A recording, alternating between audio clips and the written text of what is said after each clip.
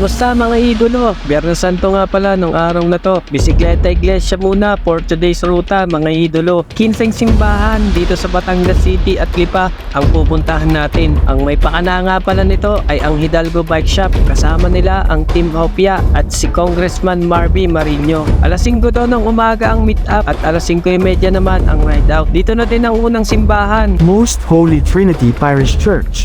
Dito lang yan sa tabi ng SM Batangas City. Bago naman mag-alas 6 ay nag-umpisa na kami sa pagpadyak. Papunta naman sa pangalawang simbahan. Sa Kamintang Ilaya lang naman, malapit lang din sa Trinity. St. Mary Euphrasia Parish Church. Mula naman Kamintang Ilaya ay pumadyak na ulit kami. Sa Balagtas kami dumaan at mula din dito ay banayad na ahon na yan hanggang San Jose. 13 kilometers din yun at dadating na tayo sa patatlong simbahan. St. Joseph the Patriarch Parish Church.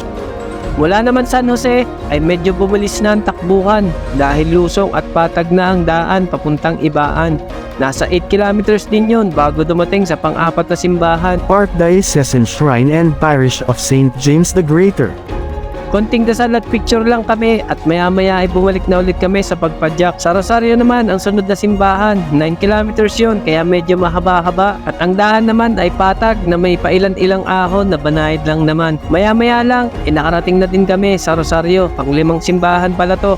Our Lady of the Rosary Parish Church. Ang sunod naman at pang-6 na simbahan ay sa Padre Garcia na, nasa 5 kilometers lang yun at patag lang din ang daan. Most Holy Rosary Parish Church. Pagdating naman namin dito ay nakaramdam na kami ng gutom. Bibili na sana kami ng makakain. Pero sakto, nagpamerienda na din ng mga organizer. Itlog, Gatorade at may tinapay din. Kaya sold na ang merienda. Konting pahinga lang, balik na ulit kami sa pagpadyak. Sa P. Torres Street, Lipa naman ang pang-7 at sunod na simbahan. Nasa 7 to 8 kilometers din ang distance noon mula sa Padre Garcia. Mary Mediatrix of All Grace Parish. Di na din kami nagtagal dito at mula din dito ay parang sariling diskarte na ang nangyari. Nawala na din ang convoy na sinusundan namin. Nagkagulo na kasi ang dami na din naming nakakasabay na ibang siklista na nagbibisikleta iglesia din. Basta diretso lang din kami sa ruta at mga simbahan na pupuntahan. Nasa 1 kilometer lang din ang papunta sa pang-8 simbahan. Our Lady of Mount Carmel Church. After naman sa Carmel ay pumadyak na ulit kami.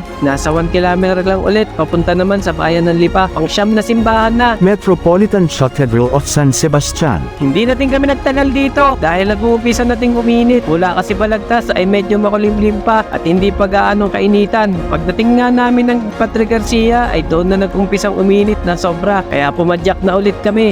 Nasa 7 to 8 kilometers naman ang distance mula Lipa hanggang sa San Vicente, Banay-Banay. Pang-10 simbahan na din. Archdiocesan Shrine and Parish of St. Vincent Ferrer. Ito naman dito ay sumabay na kami kila Tita Marlene papunta sa Cuenca para na din kunin yung pagkain na kasama sa binili kong t-shirt. Pagkakuha naman namin ng pagkain ay umalis na din kami para maghanap ng makakainan. Sakto naman may nakita agad kaming kainan bago dumating ng bayan ng Cuenca dahil gutom na din talaga. Pagkatapos naman namin kumain at magpahinga ay pumadyak na ulit kami papunta naman sa Cuenca. Pang-11 na simbahan na. Parish at Archdiocesan Shrine San Isidro Labrador. Hindi na din kami nagtagal dito dahil nagkaiwa-iwalay kami ng iba naming kasama. Nasa alitagtag na sila kaya umabol na lang kami. 7 to 8 kilometers din yung pinadyak namin. Buti at lusong kaya inabot pa namin sila sa alitagtag. Pang-12 simbahan na din to. Alitagtag the Parish Church. Hindi na din kami nagtagal dito. Bumalik na ulit kami sa pagpadyak. Papunta naman sa Santa Teresita. 3 kilometers lang naman at lusong din ang daan kaya mabilis lang din kami nakarating. St. Therese of the Child Jesus and of the Holy Face. Pang-30 na simbahan na. Dito naman kami nag-refresh at nagpahinga ng mga ilang minuto. Sa pagkakatanda ko, nasa 12 to 12:30 na ang oras yan. Tanghaling tapat kaya sobrang init din talaga.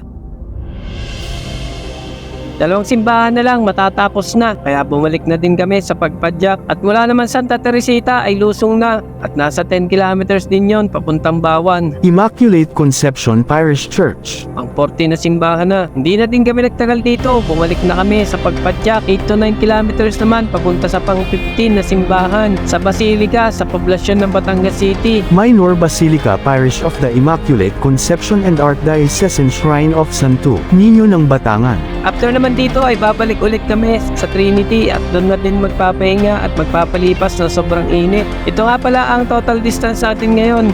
113 kilometers at 793 elevation gain. Salamat nga din pala sa mga nakasama ko. Justin, JB, Chester, Kuya King, Kuya Mark, at Robby. Dito na matatapos ang Bisikleta Iglesia 2024. Ride safe!